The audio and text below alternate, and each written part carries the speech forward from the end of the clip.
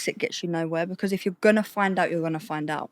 I feel like most people don't do necessary due diligence. Like a CRB check with your potential man or your potential girl is absolutely necessary. And I feel like I could have avoided so much trauma if I'd have, number one, listened to the red flags, and number two, just done serious due diligence on the person that I'm about to spend a lot of my time with. What do you feel like is the number one red flag for you to be like, I need to stay away from that man?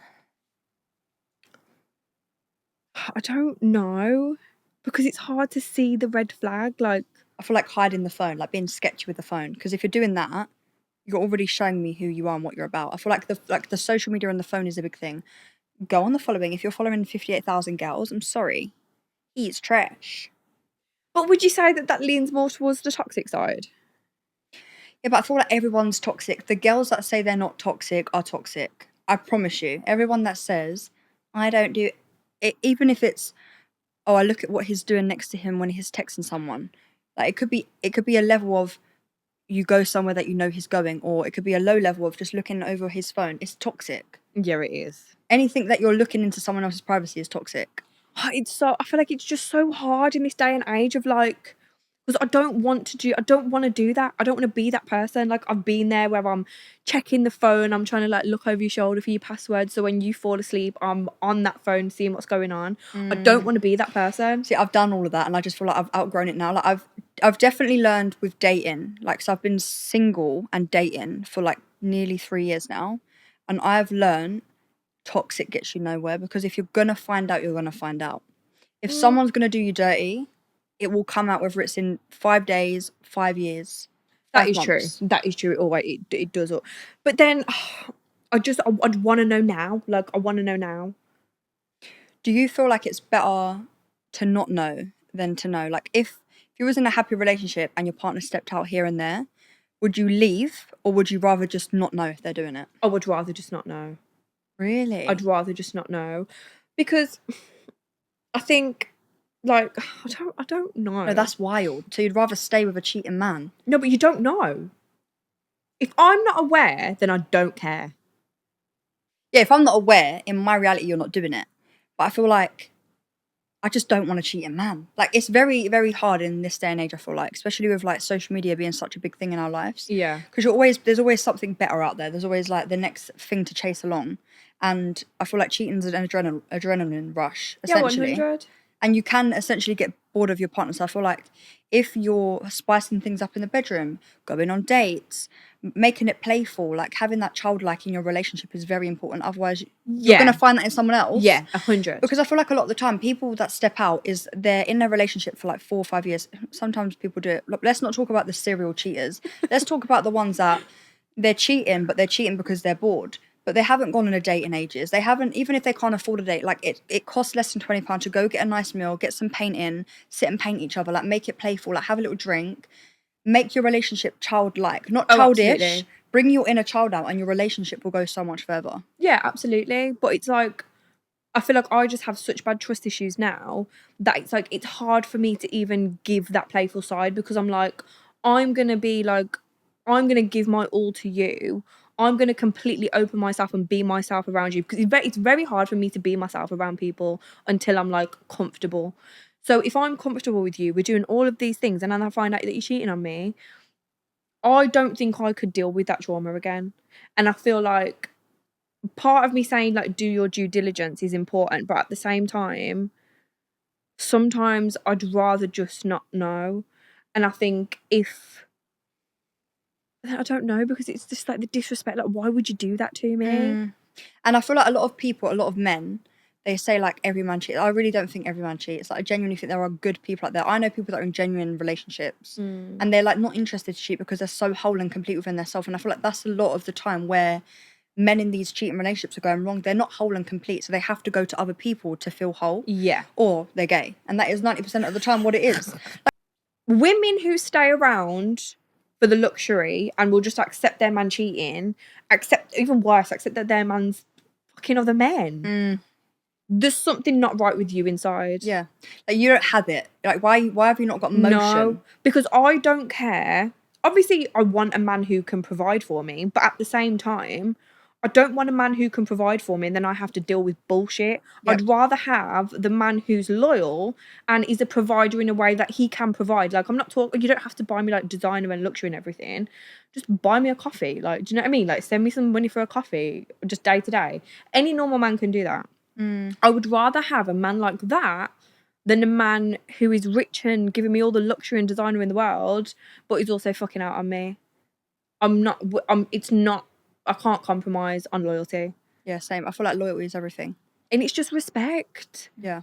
And I feel agree. like, do you also feel like for women like us who are more Alpha. more alpha, I feel like, I don't know if you're the same, but I just think that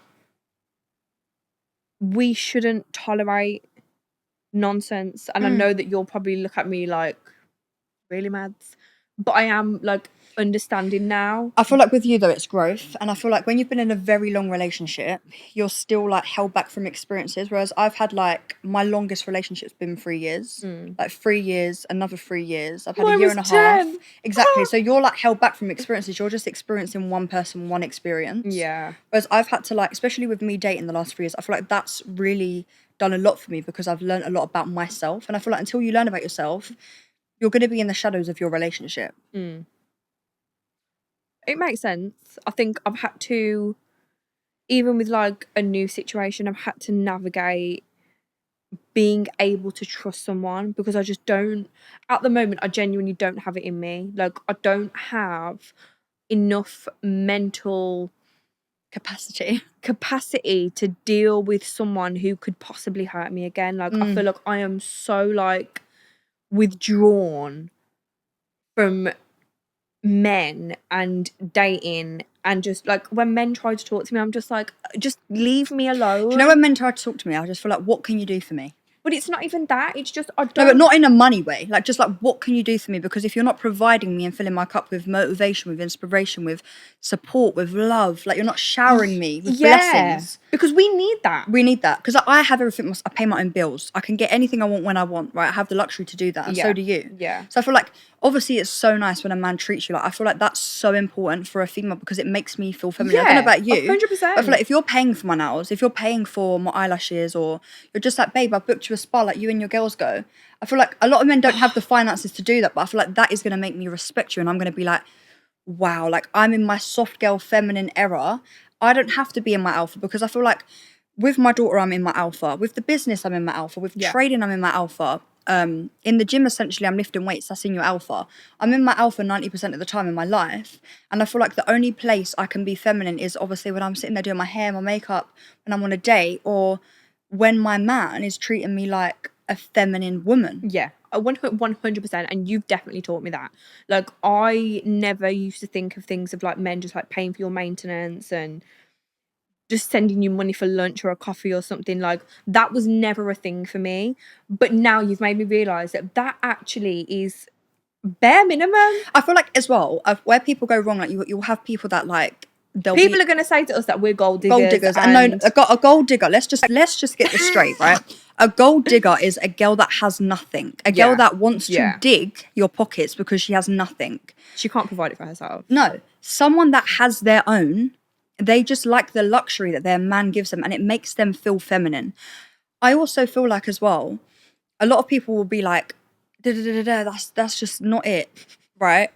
Okay, there's different... Oh my God, you want your man to pay for your nails? That's outrageous. Wow, oh my God. But listen, I feel like that's the calibre of man that you are, honey. Yeah. If you cannot afford to pay £500 for a woman's maintenance, because that's how much it is, nails, eyelashes, toes, a massage, hair, wax, eyebrows, the list goes on. Even let's talk about aesthetic, Botox, all of that stuff. If you're trying to treat your woman to the luxuries of life, right? It depends on the calibre of man you're dealing with, 100%. Yeah. But if you want to be able to treat your woman, right, but you don't have the finances to, send her £5 for coffee. Go to Zara and get her a £20 gift voucher. Like, there are ways to make your woman feel feminine and loved. Like, it's not about money. And I feel like this is where men, they jump on this, she's a gold digger horse. But it's like, actually, it's not that. If you just take away, okay, let me see my finances. Maybe I could spend £150 on my woman. I'll do £20 for a little date. I'll do £50 for a bigger date. and I might pay for her nails, or I might go and get a Zara voucher, or I might send her money for a coffee or for lunch. The little spontaneous things is going to keep your woman coming back, and she will respect you. 1000%. But I will also add that men with money need to stop thinking that because you have money and you spend your money on me, you don't need to do the other things that are absolutely bare minimum. I don't care if you're taking me on a meal in Mayfair every weekend. If you're out here fucking someone else and I find out about it, that is null and void. I don't care. I don't care, because that doesn't make up for the fact that you're a lying, cheating piece of shit. Yep, And agree. I feel like men really think that just because you're spending a lot of money on your woman, that should be enough and she should be grateful. Yep, and I feel like this is where a lot of the industry goes wrong. Like, you could celebrity, influencer, just someone that has a name for themselves. You think, oh, I can treat my woman with gifts and shower her with holidays, and some people will stick around for it. Girls that have nothing going for themselves, or girls that have no self-respect, they'll stick around for it. But why would you allow a man to just give you stuff, but they don't spend no time with you, they don't take you out on nice dates? And a nice date doesn't have to be a luxury place in Mayfair. Yes, it's nice. It doesn't have to be. It could be, let's go for a little cheeky Nando's, right? It could be Nando's is anything. perfect. It could be anything. But I feel like quality time, like giving me love, like touch my leg, let me know you actually care about me. Let me know you're in the same room as me. These things are important when it comes to a relationship. It's not just about the luxuries. But if you do want to make your woman feel more feminine, luxuries is the way. And also the touch. Touch her. Speak to her. Give her the words of affirmation. And I feel like this is where in relationships, whenever you date someone at the start of dating, communicate your love languages. If your love language is physical touch, quality time, let them know that. Because if they say, oh, I can only see you once a month, you know that person's not for you, and you've already just absolutely aced that person already. You've walked away. You don't need to go through the heartache. Yeah, I absolutely agree. I really think as well, like, men are forgetting the simple things. Like, for example, I went on a date recently, and the simple thing of him not letting me touch the door handle. Like, you know when a man just looks at like you're absolutely crazy for even thinking about touching the door handle? That is the most, like, that is the sexiest thing a man can do. If you're walking on the side of a road, walking on the side of the road, so you're like by the wall. Those little things, the little, like, if you're on a date, like the leg touch, rubbing your foot, rubbing your leg, like, it's not that hard. And also, it's like, if you want your woman to like destroy you in the bedroom, you better touch her throughout that date. You better give her the eyes. You better give her the compliments. Because you're already building her up throughout that date. And also, I was going to say, whenever I'm driving or I'm walking or whatever, and I see like a man and a woman, and the woman's like carrying a bag, unless it's her little purse. Oh my God, the bag carrying. I look at that man and I think, are you a man or are you a mouse? Because what the hell is going on? 100. Absolute like, 100. You're like, men go to war and you can't even carry a bag. No, for real. No, seriously. And I didn't understand it's all of these little things until I experienced it. It wasn't even like in the forefront of my mind. But now I've experienced a man who holds the door open, looks at me crazy for even trying to lift a bag, will carry my bag for me so I don't have to carry anything. Especially when when you're walking up the stairs in a restaurant in heels, and he will just take your bag so you can just hold the railing and he will hold your hand.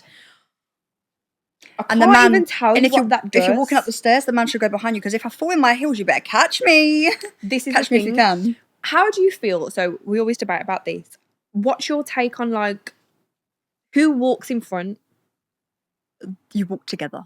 But like if it's a situation of like the woman walks in front, because the man should be alert and the man should know what's going on. The woman shouldn't have to keep turning around. As a man, you should be aware of your surroundings and you should be making sure your eyes are on your woman and that she's safe. If your woman's behind you, you don't know if she's safe. But ultimately, you should be together, because if a man is in front of you, he's a narcissistic man. But see, this is the thing. So that's what. Don't start telling me always a leader and leaders should lead. No, because that was my thing. Like, I love being led. Like, hold my hand and lead me. Yeah, you're leading me. You're telling me where I'm going. You're giving me direction, honey.